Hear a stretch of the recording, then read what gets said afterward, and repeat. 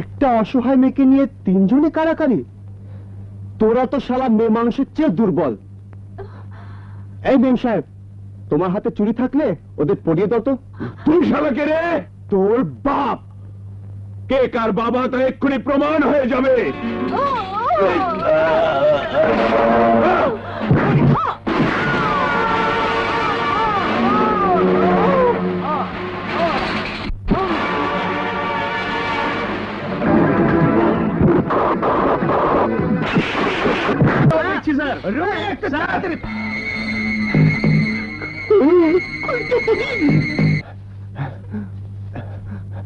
এই যে মিস, এই যে মিস, শুনছেন?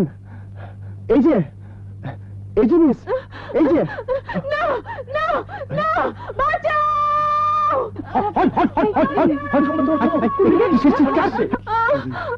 এই যে, এই যে মিস, বাঁচাও! লিজা, কি হয়েছে? কি হয়েছে লিজা? ওই বদমাশটা আমার সর্বনাশ করতে চেয়েছিল। কি তোর বদমাশ? মারো মারো ওকে!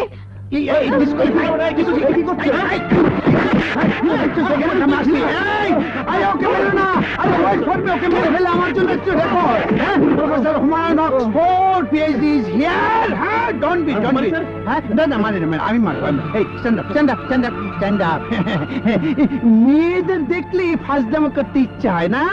দেখে তো ভদ্রলোকের ছেলে বলে মনে হচ্ছে। স্যার ব্যাপার ডিসকোয়ালিফাইড বান্দর। রিমেম্বার, আর কোনদিন দেখলে পুলিশে দেব।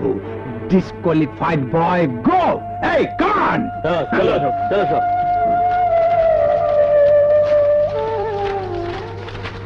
I see you, rascal!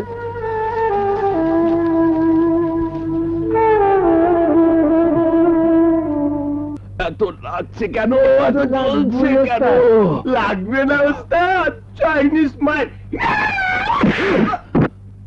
আলি মারে। শালাকে কুংফু মারবো, ওই শালাকে আমি নকআউট করব, তারপর আমি আপেল খাবো। Hello mister rapist, I mean বলাৎকারী। আপনি? This is Romeo, the hero of Rabindranath Tagore. No sir, Romeo Juliet written by Shakespeare. Yes, yes, yes. দেখতে আমার মতোই খুবসুরত, অথচ চরিত্র এমন ভিলেনের মতো বদসুরত কেন? ধোলাই দেওয়ার আগে একটা ইন্টারভিউ নিয়ে নি। আচ্ছা, তাহলে ইন্টারভিউ নেবেন? ইয়েস, আসুন না, গাছের নিচে একটু আরাম করে বসুন। আচ্ছা মিস্টার রেপিস্ট, আপনি প্রথমে আমার লিজাকে, আই মিন লিজাকে কেমন করে ধরলেন? লিখুন। বলুন। রেপিস্ট প্রথমে লিজাকে কঠিন ভাবে খামচে ধরল। কঠিন ভাবে? একটু মোলায়েম করে ধরলে কি হতো? ঠিক আছে, তারপর তারপর ফরাত। ফারাক? ফারাক মানে? মানে করাতের মতো ফরাত করে জামাটা ছিঁড়ে ফেললো। একদম ফিল্মি কায়দা, উদম। কি কি দেখলেন?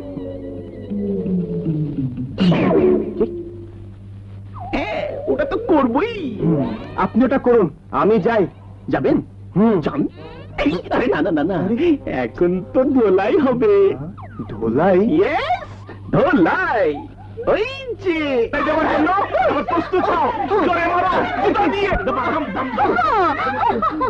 ব্যাপার কি রে প্রিয়া? সেই বদমাশটাকে শিক্ষা দেওয়া।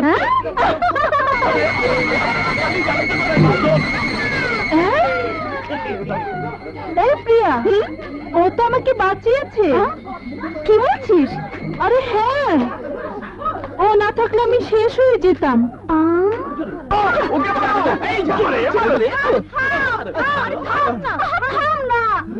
ও না, ও লিজাকে গুন্ডাটার হাত থেকে বাঁচিয়েছে।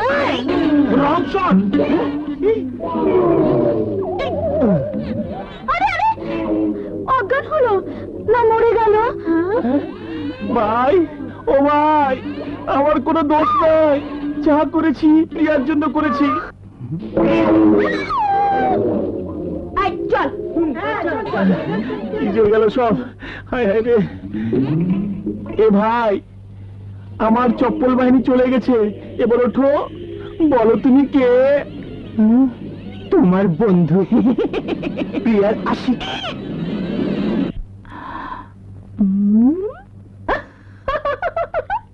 হাসছিস যে?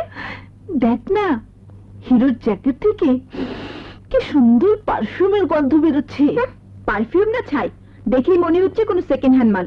নিশ্চয়ই কোনো জন্তু জানোয়ারের গন্ধ বেরোচ্ছে। আরে না না, শুকেই দেখ না। আরে দেখ কি বিশ্রী গন্ধ। কিন্তু বেচারাকে এটা না দিলে নিশ্চয়ই শীতে কষ্ট পাবে। সে না হয় বুঝলাম, কিন্তু হিরোর খোঁজটা পাচ্ছিস কোথায়?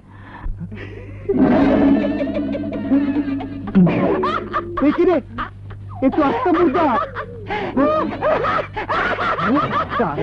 তবে রে তুষার মানব বানাচ্ছি না। দাঁড়া দাঁড়া বলছি, তোর দেখি আমার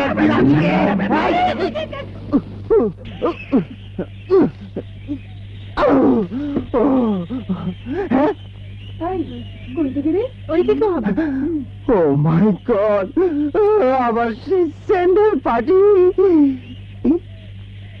আচ্ছা, জ্যাকেট ফেরত দিতে আসা হচ্ছে।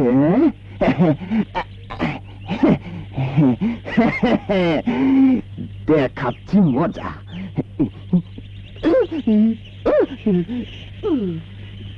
হ্যালো হ্যালো, শুনছেন? আমার নাম হ্যালো না, আলো। শান্তি পাবে না। তোমাদের ক্যাম্পে 800 গজ উত্তরে একটা পুরাতন বট গাছ আছে, ওখানে রোজ আমার নামে ফুল দিয়ে আসবে, তবেই আমার আত্মা শান্তি পাবে। কারণ ওই গাছের নিচে আমি আমার প্রিয়াকে নিয়ে প্রেম কাহিনী তৈরি করতে চেয়েছিলাম, কিন্তু নামে নামে জমে টানে এই প্রেমিক কেউ টানলো, তবে প্রেমিক মরে না, ভূত হয়ে যায়। একদম ভেলকিবাজি, নিশ্চয়ই ল্যাংড়ার কাজ। কোন ল্যাংড়া খোরার কাজ নয়, এ হচ্ছে প্রেমিক আশিকের কাজ। আর যদি ফুল না দাও তবে 40 দিন পর্যন্ত ভূতের উৎপাতে তোমাদের ঘুম হারাম হয়ে যাবে। হায় আল্লাহ, এখন কি হবে রে প্রিয়া? কিছুই হবে। নিশ্চয় বিশ্বাস করবে, কারণ এই ভূত চিটাগাং ভার্সিটির ছাত্র। শুধু চিটাগাং কেন, সারা দেশের সমস্ত স্কুল, কলেজ, মাদ্রাসা, ভার্সিটিতেও কিছু কিছু ভূত আছে। না নেই, থাকলো আমরা পরোয়া করি না। এই চল, হ্যাঁ চল। ঠিক আছে, আজ রাতে দেখা যাবে।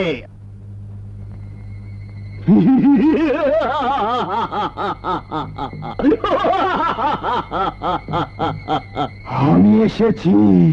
কে তুমি? ভূত, তোমার আশিক। কি চাও? চাই ভালোবাসতে। ভেতরে আসবো? না, দয় তোমার, ভেতরে এসো না। দেখো আমি কিন্তু অজ্ঞান হয়ে যাব। যদি বাঁচতে চাও কাল সকালে ফুল নিয়ে ওই পুরনো বটতলায় যাও। কি যাবে তো?